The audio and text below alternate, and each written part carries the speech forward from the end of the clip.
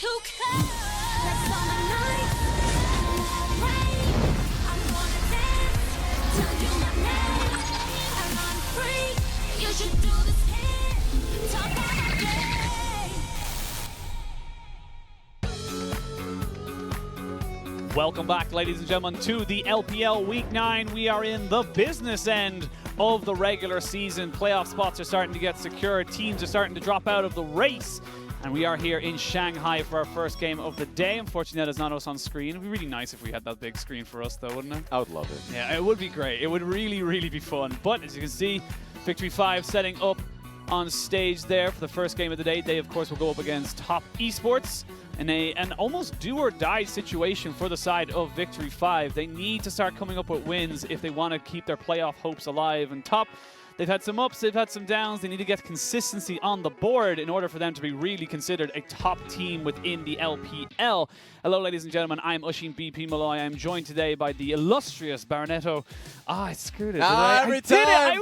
I had it in my Got head. him. We even rehearsed it. Yeah, we did. Barento Razwaf. Hello, How how are you you doing? doing? I'm doing well. Thanks for having me. Yeah, and you're back off your play-by-play stint. Oh my How was goodness. it? What does it feel like to be in my shoes? Feeling good, you know? I'm starting to take control of the desk. Yeah. I literally just feel like I have control over all topics, like I'm a damn czar. A man of many talents. But obviously we had games last week, and we have to see how that shapes up the standings coming into this week as well. And you can see Top is pretty much, the top of the standings haven't really changed, but it's that middle section that definitely starting to feel a bit more congested. Yeah, if you're a fan of EDG and Suning and 100% LNG, oh, you're sweating. You're sweating a lot. You know, right now they're of the 6 series win club, and you look down, and you're just 1 series ahead of JD, 2 series ahead of Victory 5, and after Team WE's slobber knocker of a victory over Invictus Gaming, you have to believe that they're going to be eyeing for that spot too. Yeah, we'll have to look at today's schedule as well and see how the teams can shape up after today's games. First one is a do or die. I feel like for V5, they've got to beat TES in order to keep their playoff hopes alive in their first game of the day. And then later on this evening, we have RNG versus Suning. Yeah, I really want to see how RNG and Top Esports are faring, because honestly, not only are they the top 3 currently, RNG in the top of the standings, Top Esports 3rd place, but they're going up against each other near the end of the week. You want to be able to see how they're looking now today for when they get to the end of the week, because they've been having some stomping performances. RNG took down EDG with the greatest of ease, and we expected Top Esports going up against LNG to be a contest, like an actual contest. But it was, you know, mid lane, Plex getting slammed out. So I'd love to see how that was coming in, and I think this one's going to be a great, I expect it to go 3 games.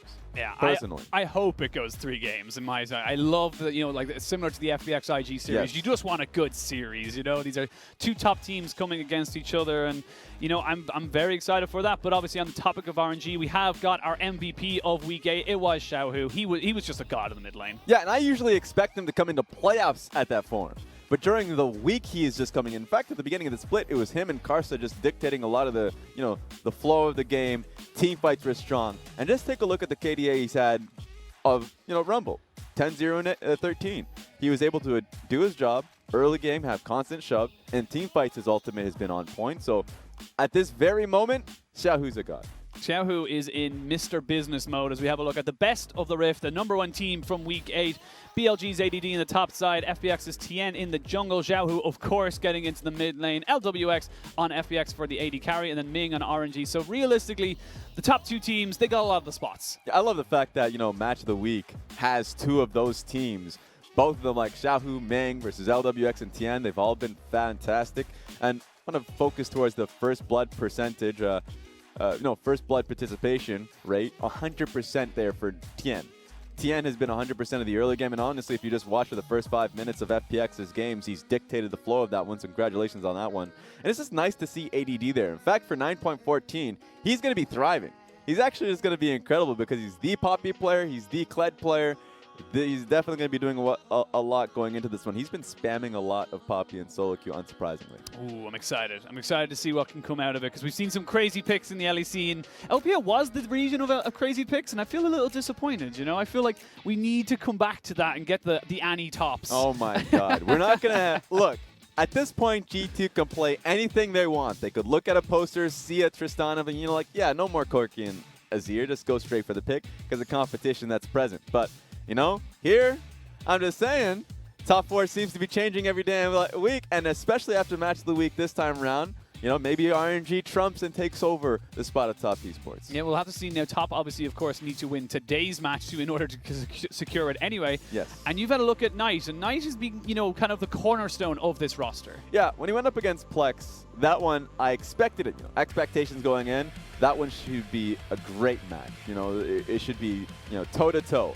Problem was, you know, Plex, sure, had, honestly, some of the worst matchups. But he was not only getting stomped within the lane, having 20+ CS deficits towards Knight, but Knight was able to make plays like that. Knight was able to roam consistently, find a double kill off that, and much like top esports fashion, we saw them in the spring split.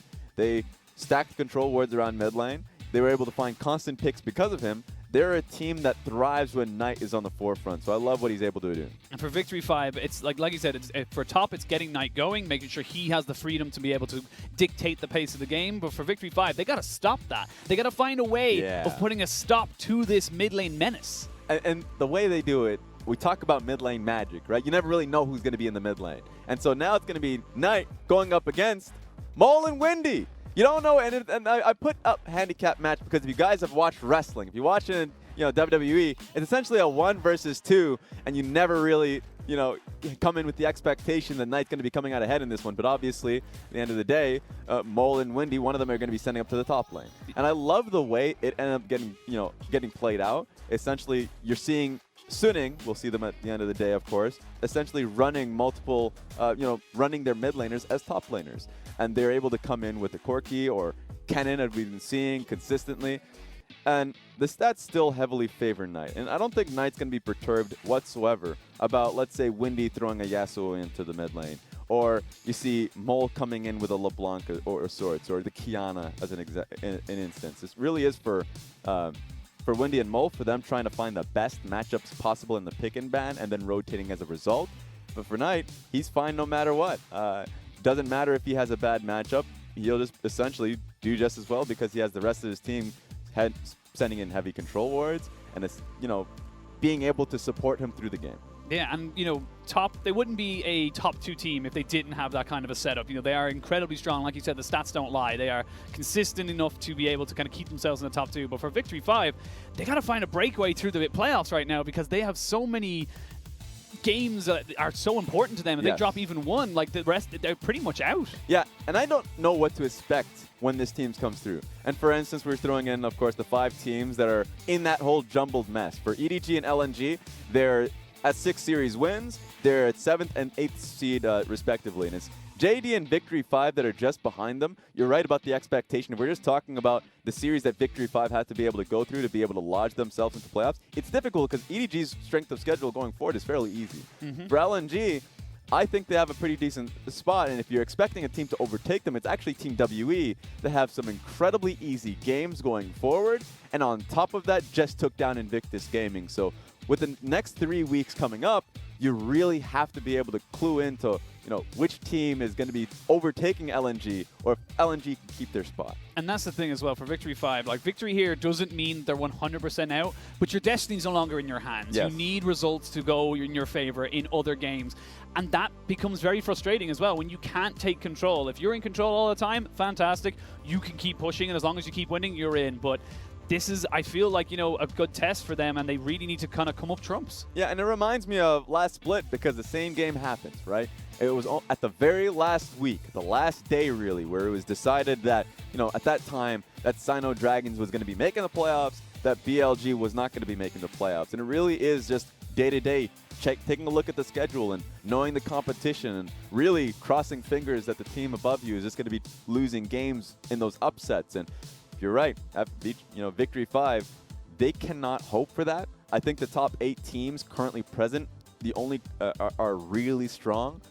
Even LNG that are in a rut currently, they just have some damn good talent there that they're just going to be picking it back up. So that's what we should be cluing in as the days goes on. And for Victory 5 going up against Top Esports, this is where they need to start this train. They need to come in with an upset. Top Esports got upset by Dominus last split. Hopefully, lightning strikes twice. Exactly, but like again, like it's not 100% set in stone that Victory 5 lose this. Of course, it is very, very heavily favored in Top's favor. But we said that about Suning versus Top, and Suning came out with the 2-0. Yes. So there is definitely opportunities to learn from the going up against a top 2 team. And overall, if you want to make it to Worlds, because that conversation is starting to become a much louder thing within the minds of these teams. If you want to make Worlds, these are the teams you're going to have to beat in order to get there. And one thing that I want to focus on is the fact that I really appreciate what the coaching staff from Victory 5 have been able to accomplish in this split. Coach Hanyi has been able to, bring in a wholesale change in terms of new players coming in from the LDL, and they have the amount of confidence to just show the best of their abilities in their games, which is a big plus. And what I want to see for them is to recognize the weaknesses of top esports, that dual lane doesn't get much resources and are prone to mistakes, and so being able to kind of pile in pressure on that side of the map is going to be what we want to see now. Taking an introduction to Victory 5 as a squad. You look into the top lane, theoretically, Windy. Then you got their jungler Ben 4. You got Mole in the mid lane. And then rounding out the bot side of the map, you have Y4 and Max. Here they are coming out on stage, and like you said, this is where it has to start for them. Start winning games now, and then, the rest is kind of up to you. But unfortunately, have a lot to deal with in top esports coming up onto this stage. And I kind of like, these are two teams with kind of like, they're both the kind of, they're a coin flip sometimes. It depends on which Victory 5 shows up. It depends on which top esports shows up. That depends on what kind of a series you'll get. Yeah. Here's the top esports lineup here. 369 coming into the top lane. XX in the jungle. Night 9 in the mid lane. And rounding out their bottom side of the map, LokeN and Ben. And I 100% agree with Victory 5. I think Victory 5, they come in and the team identity is always going to be skirmish heavy, team fight heavy. But execution is always going to be the point of question where, I'm never really sure what kind of Mole and Windy are going to show up and how they end up playing out a lot of their early laning phase. Now, they've consistently come in with early lane focus, right? They want to be able to get a gold lead by the first 15 minutes. I want to continue to see that coming in from them because I think that is a strong strategy to come in with and learn from that as a core identity. But in the recent series that we've seen from them, they've actually been coming into deficits in 20 minutes into the game based off of just very obvious laning phase errors. So these are the small things that I want to see from Victory 5, especially going up against top esports that are going to try and stop you in lane. Yeah, like we talked about Victory 5's strength of schedule, but even if we look at top esports, they haven't got it easy. They play RNG this week, like we said in our match of the week. They play EDG and FBX as well. They have a slightly easier matchup in OMG to round it out, but at the same time, that's a lot of really, really tough games that, they need to be able to kind of, win in order to secure their top 2 spot and get those playoff buys. Yeah, I really want to see what kind of form they're in today. Just because, if they look bad right now, going up against RNG, it kind of reminds me of how LNG looked going into their match of the week. Because it's difficult to just see a poor performance then and just expect them to turn it on and when the spotlight starts to shine on them. Yeah, and that's the thing as well. With RNG looking so good, so dominating within this league, along with FBX, you can't show weakness. You cannot be the team that's, a bit iffy or, dropping, these kind of small games. And that's the big challenge for top esports. Realistically, this should be a clean 2-0 for them. Yeah, and honestly, I feel like the storyline I've kind of sent towards top esports has been a little unfair, only because the discussion around how their performance in the international, I'm talking about Rift Rivals, or playoffs, they show a completely different face than their regular season performances. In the regular season, they've been clean. They've been able to secure top 3 positions during the regular season. They've been able to do very well for themselves in regular season, predominantly through their solo lanes. And then they go into the playoffs, and then a lot of the struggle comes through based off of 369. They bunch them out from OU. They go into the 3rd place match and lost pretty easily to FPX on that one. And then this time around, coming out from Rift Rivals, a lot of the same issues really came back. And what I want to see from them is more consistency during the regular season. And when it comes to big performances, like the games that they're going to be having coming into the future in the next few days, the RNG one for certain, play to your strength. Don't change when the spotlight starts to shine, right? Don't say, well, we're not going to be playing through 369 anymore. We're going to be playing through, the Kalista in the bot side of the map through Ben and LokeN. I don't really appreciate that. I think that starts to change too much. You're starting to change the formula of what you've been comfortable with coming into your series, and that's my criticism. I think that oftentimes when the pressure starts to build up, they change how they play the game. Do you think they're going to come in with this with a game face? Like, do you think they'll try anything crazy? Obviously, the pressure is on, I suppose, with LEC throwing out all these crazy picks. Do you think they'll feel that and be like, we need to innovate? Oh, absolutely not. Absolutely not. Oh my, I don't even. They'll look at Annie and say, "What the hell's going on?" Right? There's reason behind that. I think for them, Top Esports should be a team that will go back to the Renekton. Actually, an interesting discussion is like their take on 9.14. Sylas being back in solo lanes is going to be a real fun one. If it does escape the ban stage, then I want to see it being picked up by Knight once more. We'll see what happens here. We'll have to wait and see. Looks like we're about to jump into pick and ban for our first game in our first series of the day. Victory 5 versus Top Esports. And we see immediately the Kiana, the Karma, the Jarvan, and the Sejuani all taken off the board in the bans. All right. I mean, Top knows that they're not going to get their first shot at the Kiana since they're on red side. So just banning it away. You already saw the clips of what Knight was able to accomplish on the pick, and you better believe that Mole's just as good. See what else they want to prioritize in Victory 5. And that's kind of the fun thing with 9.14 is that the priority. Where is your team's priority? Do you focus on the jungle? Do you want to get that early kind of, laning pressure with something like a Yuumi or something in the bot lane? Like, where does your kind of setup go? And the Olaf band away means actually a lot of junglers, all three, I think, actually exclusively for Ben 4, onto XX. He's the one who's actually being totally targeted out by V5 here. So Sylas and Yuumi for me are going to be the juggling priority. I would love to see a Yuumi primarily. Max has picked up quite a few MVPs based off of his Yuumi performance. So it would give them a lot of power in the bot side of the map. Not as Alistair performances? What? Now, do you not remember my first day? Yeah. It was RNG versus V5, and he headbutts a taunting Galio. Oh, no. That tilted me, You calm man. down. That tilted me. I like to think of players of their best performances. Yeah, unfortunately, that was a first impression for me. But it looks like the Yasuo Wow. locked in nice and early. Gragas still on the board, so that combination still very, very much here. That's Windy's primary pick, and one thing I want to see is the adaptation, because when you first pick the Yasuo, you're not saying it's going to be on one player alone. You're expecting it to be flexed for quite a few roles. Mole has been a Yasuo player, back in the day. I like the fact that he's able to pull it out, and Y4 has actually been a person who's far easily changed to the meta. So when mages were coming through the bottom lane, he was the first one to touch the Orianna. So I think that, the Yasuo could be a flex pick, but if we're just talking about comfort, Windy has that. And Top feel obligated to take away that Gragas, that bot lane combo. We've seen G2 as well and other leagues run it in that bot side. Very oppressive. The Sylas locked in straight away by V5. We got to imagine with the changes to 9.14, as you said, that will be going into the more of a solo lane. So either Windy or Mole picking that one up. Is going to be laning against an Irelia potentially. Yeah, I expect it to be flexed through all three roles top side. I think jungle's still just as strong as well. We've been seeing quite a lot of junglers still spamming it in solo queue, so I want to see where it ends up going, but the fact that Victory 5 have locked them in, the Sylas, and having the access to Irelia ultimate, Gragas ultimate, means that you still have the Yasuo knock-up that you've been trying to go for, so nice try, Top Esports, nice try. Almost. They just forgot one little thing of being able to copycat those ultimates, and we see now Top looks like they want to just focus in on their AD carry, get something solid for LokeN so they don't get him banned out. All right, and Ezreal lock-in. I mean, it's been a solid pick for LokeN, and also it just has good range into the Xayah matchup, so you should still be, before your first base, having range and good trades on that one. So I like what we're seeing out of both teams. There's a lot more room for flexibility on Top Esports side of things, but for Victory 5, they're going straight on the focus of, supporting the Yasuo. The Abscond Abduct, if we're just talking about what sets up for Yasuo ultimate, I mean, the Abduct is literally a knockup. So you can just use it off that if you're just trying to go through mid. So I would expect that to be a Yasuo mid lane and just essentially having Sylas jungle coming in, looming around the lane.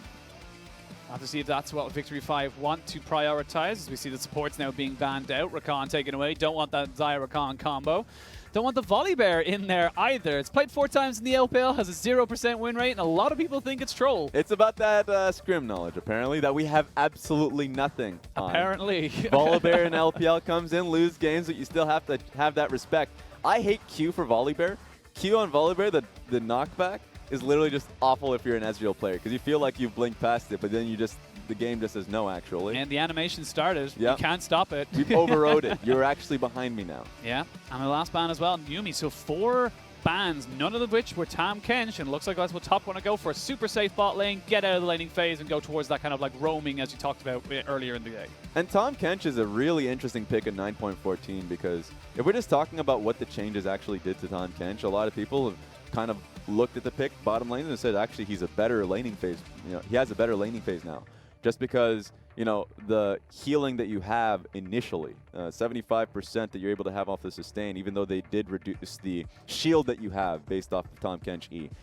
You just are able to take so much more poke within the lane, but you're also susceptible to just getting outright blown up because of the shield being diminished. So Nautilus is a fantastic option, and if Victory 5 all in towards the Tahm Kench, easier to blow up. Yeah, I think so as well. You got the kind of like the double CC with the death from below, and also, of course, the feathers flying from the Xayah. And Kennen locked in as well. Almost certainly going to see the AP Kennen, I think, because I've said that a couple of times in the LPL, and they've gone AD, which I just feel is sometimes a bit of a mistake. Well, yeah, you look at Victory 5's comp, and if they have an AD Kennen, then they're really only relying on the Sylas to be providing the AP. And I've seen one time in competitive play a team just rely on Sylas jungle to have AP damage, and you're like, oh god, no. That's easy to itemize against, especially when the enemy team has this Tahm Kench to be able to frontline. Last pick for the side of top is going to be the Vladimir. Pretty standard, pretty safe in the laning phase. Will struggle a little bit in the early levels, but once he hits level 9 and gets a Kindle Gem and a bit of cooldown reduction, he should be just fine. Yeah, exactly. And so that's when the lane should start to take over for the Vladimir. Early laning phase matchup is certainly going to be the focus here because we talked about the issue of Victory 5 heavily prioritizing early lane matchups and then really finding themselves in deficits because of how they're playing them out. Going up against top esports that are, you know, mechanically the strongest team that I've seen. You have Night9 in the mid lane, 369 has been stellar on the top side of the map. I want to be able to see if Victory 5 can nail down their early leads. Let's see now. Coaches give their handshakes there. Game 1 drafts all locked and loaded. I don't think any team's going to be very upset with what they got. I think they're pretty damn happy with everything they have. But like you said, it's about how they use it. It's about how they come out of this, you know, if they come out of the block swinging or not. Yeah, I want to see where they end up throwing the Vladimir. I know you just expect to go up top side. If that's the case, love the Kennen in the first few levels that we're just talking about, how the early lane phase matchup should be going. Should be able to harass until, of course, you start getting max rank in Q and Vladimir, and you start being a lot more brazen around Crimson Rush, and then it starts taking over the matchup and forcing you off the wave. So it's on the enemy jungler now. I'm just talking about Ben 4 to be able to path around that lane a little easier until Doom starts to strike. So we're just talking about the nitty-gritty. I want to be able to see what Ben can do on his first clear. Yeah, it's kind of a lot riding on what Ben can do. The Sylas jungle not as strong as it used to be, so definitely going to see a little bit more kind of priority as such given to the Gragas. He has got a little bit of a quicker clear. And like you said, it's about where they or how they play around these lanes and if they're able to find any advantages for Victory 5. But the side at top, even if they come out even, they're pretty happy with everything that's coming out of these lanes because they will scale so heavily into that late game.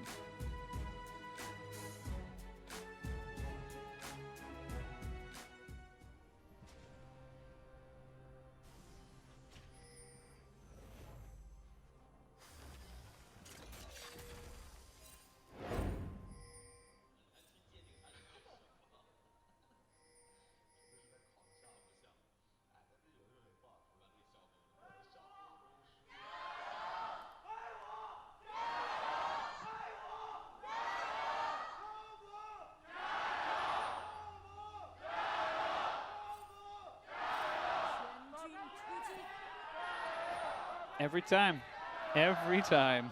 It's a good meme at this point. I'll respect it. Yeah, it's like a TSM chant of China, basically. Yeah, pretty much. What's fun, too, is we had the TSM chants going. They just stopped after TSM started losing. I think that was around season, oh, God, actually, it's still It was going 2 on. seasons ago. Yeah, when they stopped making worlds. Pretty much. Pretty much. As expected, Kennen is going to be matching the Vladimir lane, so that's when the observer has already moved the Kennen block up to the top lane. Oh, using Raptor's Camp just to be able to get to the lane and have his first Q proc, but not even going to use it right now. Little mind games like that I like to see from, you know, someone who is considered a Yasuo main, has gone with the press the attack, not the Conqueror that we're used to seeing. Yeah, you need to be able to trade into the Irelia early on. It's always what I'm concerned about. You're seeing press the attack from both of these laners, so trying to get to the first proc. First proc of press the attack is 45 damage. It's actually quite a bit of chunk if we're just talking about how early trades end up going. And as you can already see, working out incredibly well for Windy. He needed one auto attack. The Ignite would have went down, and that would have been a dead Knight. Very, very strong start from Windy. And we can see why a lot of teams ban this away from. He is very proficient on this champion. Yeah, and it makes life so much easier for Ben 4, honestly. Because if we're just talking about how well he's able to play the champion out, and now Knight's going to be feeling the pressure mid, suddenly, Skullcrab is 100% yours. Like, that's not going to be contested whatsoever. Suddenly, Raptor Camp in the enemy side of the jungle is going to be contested. Like, all of these questions now are relatively answered. It's just on Victory 5, just going straight for it. Knight gets the level advantage and wants to push up a little bit, but like we said, it's just going to be a pretty standard laning phase for both these guys. Depends on when the junglers can jump in. All right, well, here we go. XX, does he have eyes on himself? Now he does. Now he knows exactly what's going on. Ben4 takes the belly to the face, but that's going to give away both junglers' position. Windy taking a huge chunk in that mid lane as well. And Knight saying, anything you can do, I can do better. Yeah, we really missed out on what happened here for the trade to be so bad for Windy. He had a pretty large stacking wave. He should have just kind of hit his turret and not really gone for a skirmish. Perhaps he was setting up for Ben 4, who is looming for the gank, so a lot of miscommunication you'd have to believe making that happen. Maybe he was watching himself, wasn't watching his laner, as we see. We're going to see it. Thank you very much, observers. Yeah, just auto-trading. Yeah, 100%. And he loses flash, too. Ignite was used, but yep, definitely losing the summoner not worth. And we see XX just sitting on this bush, waiting for an opportunity. And 369 on this Vladimir. Not going to have the best of times, but definitely not, shouldn't, I should probably use the right word, to die in this lane, given how Vladimir just does. Yeah, and the wave is going to be slowly pushing into him, so he's going to be completely fine. But an all-in going on tonight, just a little bit of damage. Revenge for Windy. Ben 4 just saying, you can't do that to my mid laner. But XX looking to return the favor. Look, this is what I expect when it's Victory 5 versus Top Esports. Top Esports games 2v2 through mid, and Victory 5 is essentially the same thing. Usually depends on where their matchup is through top lane. Ooh. Nice win wall. That was very nice. Blocks the flawless duet, and it's going to be XX just coming in to push the wave. No mana on Knight means that he wants to go back, get himself a nice, decent recall. Yeah, the lanes are actually working out quite well for Top Esports. Not only because of X-Hex hovering over mid lane to allow him to get the full shove, but 369 did a great job of just realizing he had a wave shoving into him, didn't have to take any more trades, and now is able to get to level 5 without having to really force himself into any bad positions. In fact, should have a CS advantage before he really has to, or at least he's even handed the torch of the laning phase. So far, so good, like you said, for the side of Top Esports. But a good ward there spots out XX, so his early gank paths are going to be known by everybody. Yeah, he's in a pretty tough spot in the sense of not being able to look for a bot lane gank, but if I'm XX, that's completely fine. Krugs are open and available up top side, which means he can hover over top lane. He can essentially do what he's been doing all split long, kind of tell his bot lane to just play safe and have a path up top side, which is fairly efficient. You can see him going in for an evade, though. Yeah, the Sylas has not gone back yet, so Ben 4 most likely going to recall after this Gromp is taken. More damage in there is the Hemoplague top just to keep pushing out the wave. And again, you imagine that 369 just wants to kind of put the pressure down and get himself a good, decent recall. Keep that lane pressure going. This is going to be unfortunate. He has been spotted. Windy knows that this is coming, has no flash, is trying to do something there, but they don't trust that they don't know where the Sylas is. Yeah, it could easily be on the right side in the red side jungle, so they recognize that's a possibility. The fact that they even made the attempt, by the way, when Windy was at full HP is really ballsy. Ooh, max range hook does land. Max getting a little bit of damage there onto Ben. Nothing else going to be traded. So far, a bit of a quieter laning phase. You talked about it in the pre-match. XX and Ben 4 both hovering around this mid lane, almost like a bee around a flower, just waiting to try and get something from it. But Ben 4's found himself bot side. No level 6s yet. Flash hook, perfectly predicted. Will they have enough damage? Ben does get ignited, and Ben gets taken down. Perfect engage from Max. Nicely done. And that was simply the change, but that was beautiful from Max to even get the Q with the flash, just being able to follow it. But you could see, even if the shield came through, easy to get the kill on a Ben, doesn't have to rely on that any longer. Been loving how Nautilus is a great response into the lane, now more than ever. Both junglers find themselves in mid lane, so we got a bit of a Really? 2v2. There we go, in with the final breath, but they have got Max coming up as well. Misses the hook completely, flashes away, TP in from Mole, ends up being advantage to top. Feels so bad for Victory 5 that committed not only Nautilus moving up to the mid lane, but the teleport from Mole to make it happen. So it wasn't as if it was just on a whim. They set up for the entire play, poor execution from the Nautilus, clearly missing his hook. And it feels bad that they went for the gambit and ended up losing for it. You talked about this in the pregame as well. The ideas are there, the good plays are there, the execution, not so much for V5. Yeah, one thing I want to look back on and see is if Max ended up, what was he looking for the Irelia on the queue? Because if he got Irelia, then it would have been far different. They would have been able to survive off just low HP bars, but wasn't the case, of course. And now Victory 5 are in a state where, you know, they're at a goal deficit against Top Esports, and we're talking about how Top has a pretty damn good scaling teamfight comp. 369 already starting to bully out this Kennen. Has got himself his 2 cooldown reductions, and you want to stack that just to keep your Qs and your Tides of Blood going so you can trade very effectively.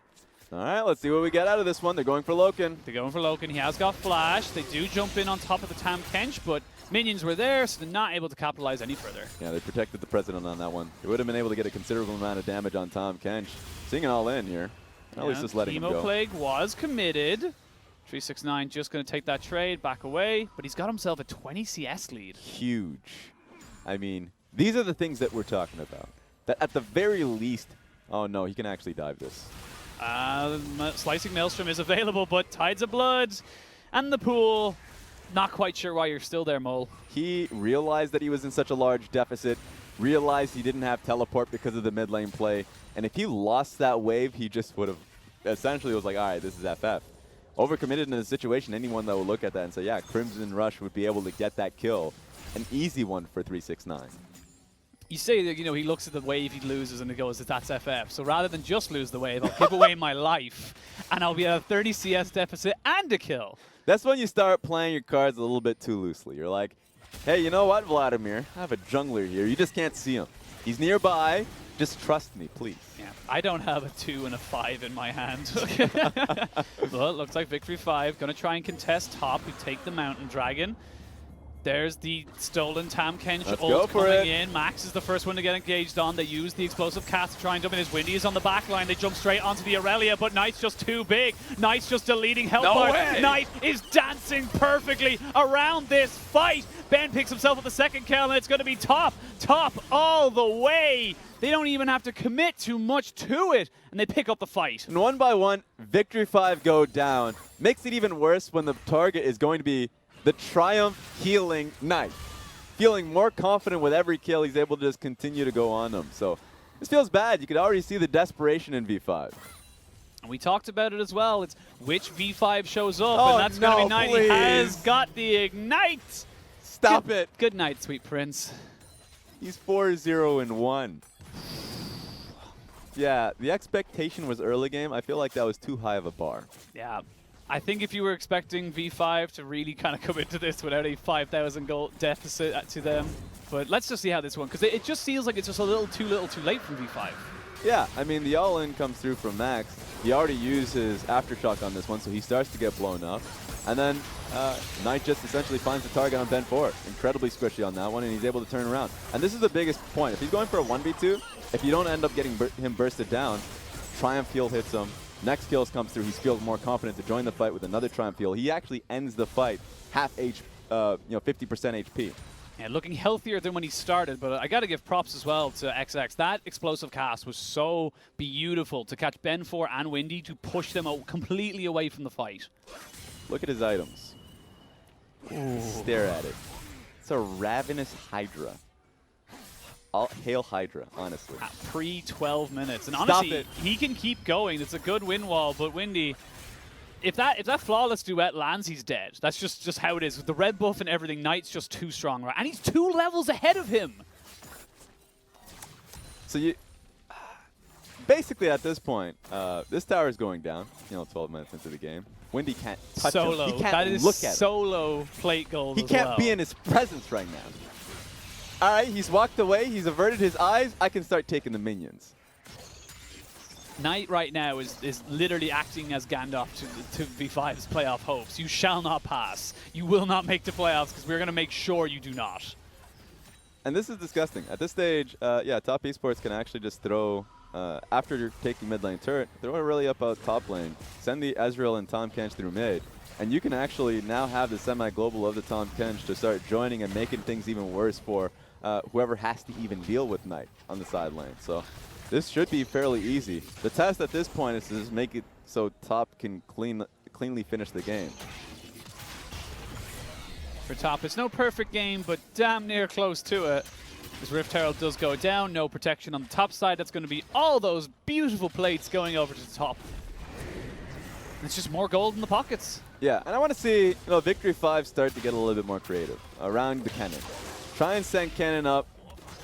He is AP Kennen, as we mentioned, going towards the Proto Belt, not going towards the Gunblade this time around.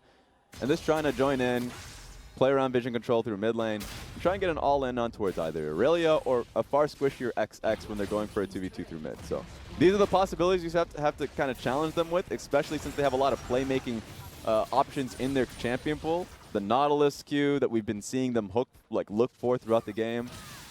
Windy and Ben 4, if they can get a good knockup to see if they can just find somebody straying away from the Tahm Kench. That's all I'm asking for. Is that so much? Is that too much to ask, V5? I think yes. A little bit. Yeah, a little bit. We thought about it. We did think about it, and we were like, yeah no, it is. Again, the top, this is exactly what you want to be seeing from a top, top 2 team. The dominance, the capitalization of just mistakes. Look, they look incredibly strong.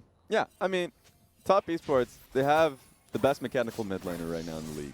A lot of the times you look towards Rookie, and Rookie's had his downturns. Right now that would currently be the case. And then you look towards Xayah, who's MVP of the week, and there's certainly competition, but Knight consistently performs, and even on playoff stage, Rift Rivals, he's had insane moments.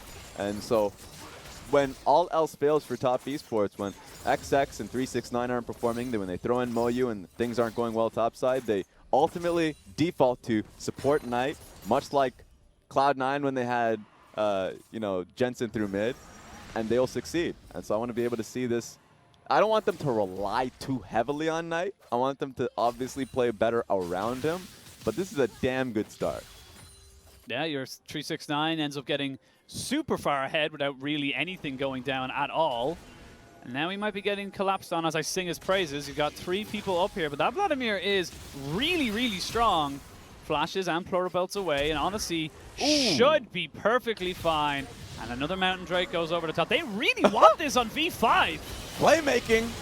They commit so much, but they don't gain anything from it. Nah, we take those. Honestly, at this stage, take everything you can get. Anything. A loaf of bread, we take those. Moldy, I don't give a damn. Did you kill him? Yes. What did it cost you? Absolutely everything. Oh no, Top just saying this is our game, GG go next. I know it sounds very harsh, but like when you're looking at a, Ravenous Hydra Phage Irelia versus a Zeal full stop Look. Yasuo, there's just not a lot you can really say. Look at the amount of gold they got just purely from plates. Fair enough. I appreciate the point. I will say as a response, this is when I wouldn't say Victory 5 needs to throw the kitchen sink. They can't afford that. They should throw the damn laundry basket. They should throw whatever is currently, within their grasp and try and find a pick, much like they did on 369. If Windy, another alternative solution, and something I think is far better, put Windy on a side lane and get as many waves as possible. Have them try and find small picks through jungle, and XX and Ben try and roam into the jungle to get any deeper control wards and see if you can find a pick on that one. Let's see, this is the first one. Yeah, no pool now available. They do have the explosive cast. Nicely done, and that's exactly what you wanted to see. Bully 369. That's your new strategy. Kill him more times, and hopefully Top Esports just allows it. Hopefully Knight doesn't end the game while you're doing it, because Knight right now is just pushing in this bot wave so far up that Windy has no choice. He has to respect this Irelia because she's so damn big. Why did this game even allow a triple Mountain Dragon to occur in this instance? Why is everything against Victory 5 at this stage? They're trying. Now they have to contest the triple mountain. Unfortunately, the LPL does not give out participation awards. Either win or you lose, sadly, and Victory 5, it's not, as you said, it's not an impossible climb. It is 6,000 gold in favor of Top Esports, a potential triple. Don't go there. Oh, Ben. He's cool. Is he? Yep. Nope. I don't think he is. He's going to try and get to the wall, but nowhere else for him to run. No flash, no exit, and no life. His problem there is he's going the opposite direction from 369. That's where his targets lie. Unfortunately, he doesn't have full vision of the map. Come on, Ben so. 4. We had a very, very simple objective here. It was bully 369. You're not leading us towards the objective. That's all you got. I think that's literally the strategy that you have here. I mean, and then maybe hope and pray that Mole gets enough items to do a flank, get some kind of crazy play going. uh-oh. They're looming over. It's yeah. like locusts in Las Vegas. Top group up. They know they're strong. They know they're feeling good right now. And then, unfortunately for Windy, that's just not good enough for him. They steal the Irelia ultimate just to slow everybody down. All right, here comes the Kennen. Here comes the flank, but there's plenty of wards here. They're going to go for a flash in. Tries to get as much as he possibly can. Flashing out, though, for the side of top as he just throw everything onto it. But here comes 369 to help clean up this party. Can't fault him for trying. The deepest teleport I've seen a top laner go for. He made the trek. Still didn't work out. And top at 19 minutes are going to look for an inhibitor. Honestly, they're so strong at this stage, they may look for the game, but they might just go back and pick up the Baron as well. They have any options open for them. Yeah, the Doomsday clock definitely just struck. The fact that now Baron is up in 50 seconds, the Mountain Dragon is up in 1 minute. Literally every objective that is crucial is available for Top Esports to go for. V5, I don't know really what else to say. They've tried. Like you said, they are trying, and this, this was Windy just getting deleted. The TP coming through, and this is when he started to travel those 500 miles. I listened to that song numerous times. When you watch commercials in Canada, that's all you ever listen to. That's all they ever play. He finally came through. This is what he was gearing up for. Of course, he, as expected, didn't have the damage to do it on his own, and so this gets popped. And everyone had summoners. The people who we jumped on all had their flashes or the arcane ships or some way of getting away from that Kennen. And like you're staring down the barrel of a 3-item Ezreal, a near 2-item Vladimir, a 2-item Irelia. At this stage of the game, where we're only about 20 minutes in, that's just not a lot you can really do for V5. Yeah, and I mean, this is the biggest lesson. This is just a learning game. If you're Top Esports, you're certainly learning. You're learning a lot. If you're Victory 5, yeah, let's go, guys. Let's get them. They're going to try. The Flawless easiest duet. 2v1 is about to happen right now. Hits one. There is the ultimate coming out as well. Vanguard Jet has been used. He's going to go in 3v1. Does end up losing his life. They invested so much for that kill, though, and they're going to lose the rest of the map. Mountain Drake goes over. Mid lane tier 2. Bot lane tier 2 almost sure to follow as well as that inhibitor turret. At least they got the kill. I mean, they got that going for themselves. I'm talking about by any means necessary, you get those. Is that literally the point where you like type in all chat, hashtag, or like / all worth? Yeah, pretty much. Now they have to FF. Top Esports do. Oh, That's Top it. Esports, yeah. So I was thinking, I was like, yeah. Who here has to FF? Yeah, Top has to FF. Yeah, that's just the rules. We don't make the rules here. My Baron on the board, triple mountain, the top lane inhibitor under siege at all times. You got to feel like right now it's going to be a pretty standard take Baron end game. Yeah, I mean, V5 weren't even going to contest that to begin with. And now with the triple Mountain Dragon, they're not even going to get the chance. It's going to be done in a blink of an eye. And guess what? Knight has stopwatch. So if we're just talking about how that last fight was looking pretty grim for one of those members, only going to get worse if you can just buy time, filibuster for the fight, and have two Top Esports in the area for it. Wait and see now if V5 even want to try and contest this right now. They've pushed away the super minions on top side, but they just have no control, and they're sitting on top of a ward. For entertainment value, they should contest it. This is where they need to put their final stand. Baron has been started, and it will just get melted with this triple mountain. And you can see V5, they can't even get close to it. Yeah, and Vladimir is in flank position. At least they have a ward on him. They have eyes on him, but that's only looming death. Yeah, get the hell out of there. Yeah, Mole needs to leave. They try push it up. Here's the Tahm Kench to deliver Knight to the back line. Oh, no. Flawless duet straight away. Deleted. Mole goes down. Baron taken. And the end times are near. Yep, they just pinged both inhibitors, so they're going to be taking up the mid and top one. Ah, top one's already dead. They have a super minion actually rolling through already. This should just be it. Clean, precise, and no real moment of desperation coming out for the side of top. Honestly, it's got to be feel pretty good coming in against, you know, looking towards this weekend's game against RNG. They're going to be feeling pretty good after this particular game. I love the fact that we came into today kind of teaching a lesson about verbiage on wrestling knowledge. You know, having a discussion about handicap matches. This was just a stomp. This was, you know, Victory 5 playing the role of a jobber. This is the most unfortunate game 1 I've ever seen from Victory 5. Victory 5, they'll need to figure out next game.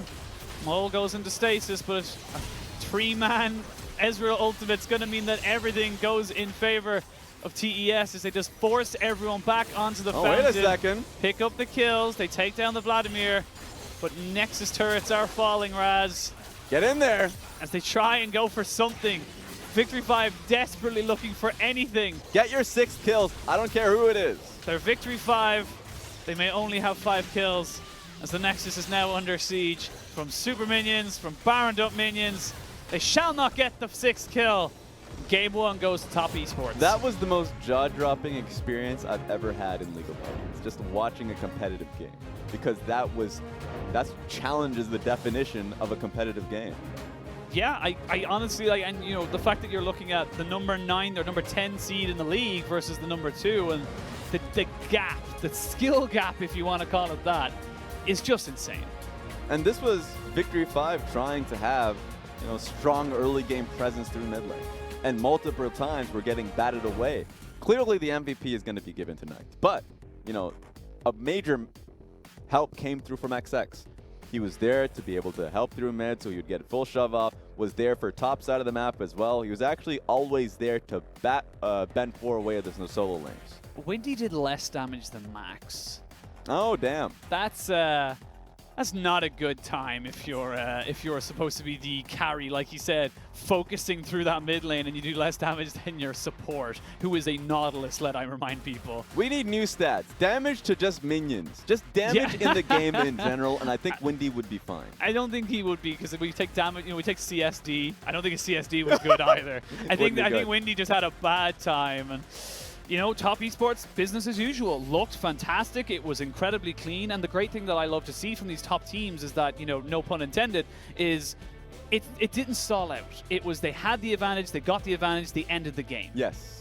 That's what I love about, honestly, a lot of our top teams. I'd say specifically Top Esports and Invictus Gaming or FPX as well. I'll throw them in as well. Whenever they have a lead, they'll clean it out early, 100%.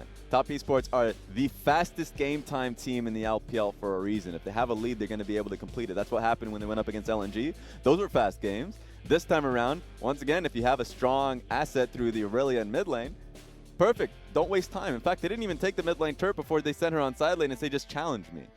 They sent multiple members to do just that. And I think that's kind of, you know, that shows the strength of Top Esports as well. And, you know, it's a scary prospect. You might have to play these in playoffs. If you're a playoff team, you're looking at these kind of, you know, grabbing your collar like, ooh, is it hot? Is it getting a little hot in here? And that's the scary thing. And you just need talent to fight against that, honestly. You need raw a player mechanics who has the ability to go one-on-one against that. Because we saw Top Esports had the ability to challenge it through just constantly sending the same amount of members. If there was a, you know, if Ben 4 was coming through mid lane, XX was there to back away from that one. If there was a, you know, this Nautilus coming around as well, the Tahm Kench was always present. I always felt as though numbers advantage wasn't good enough on the side of Victory 5. And for Victory 5, back to the drawing board, they're going to have to figure out what they can do for Game 2, as we're going to throw it to a quick break, and when we return, we'll have potentially the ending, the conclusion of this best of 3. Yeah. We'll see you guys soon.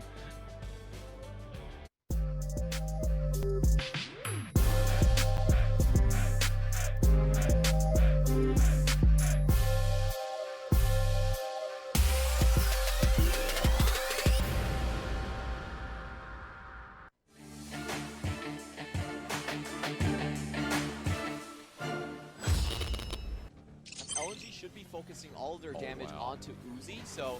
Careful, the supreme Never display mind. of talent gets 4! That's why I said be careful! Requiem's going to come out, but they're already a man down. The damage is not there. Asura ults in immediately, but the Sanguine pull into the Hemo Plague. Asura has to run for his life as Lungstick flashes on top. The rest of RNG take the mid-fight, and they run to their death. Alright, let's see.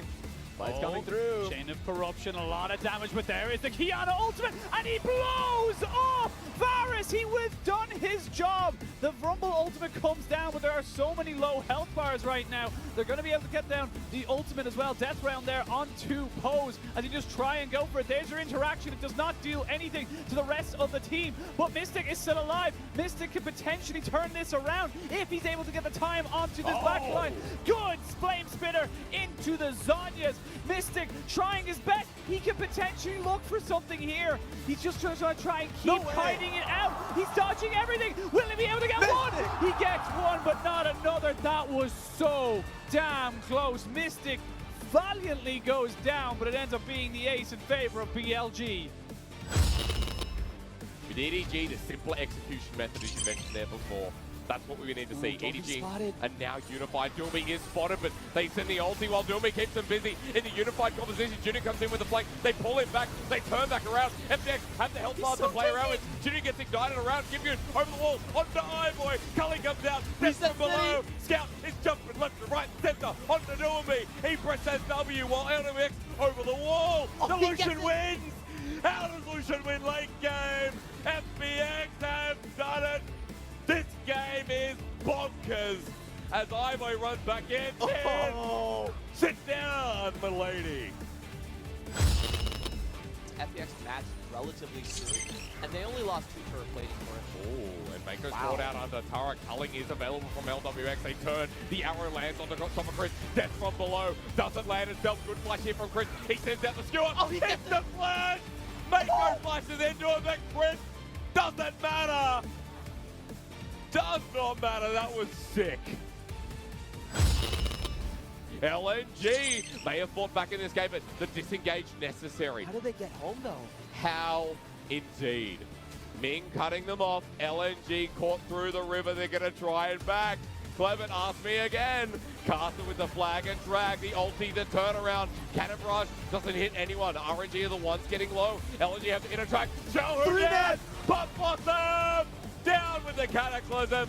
The sickness over to LNG. RNG are dangerously low and Plex needs to carry, but can he 1v4? This is the struggle right now as LNG lose everyone. They jump onto Plex. RNG poke away.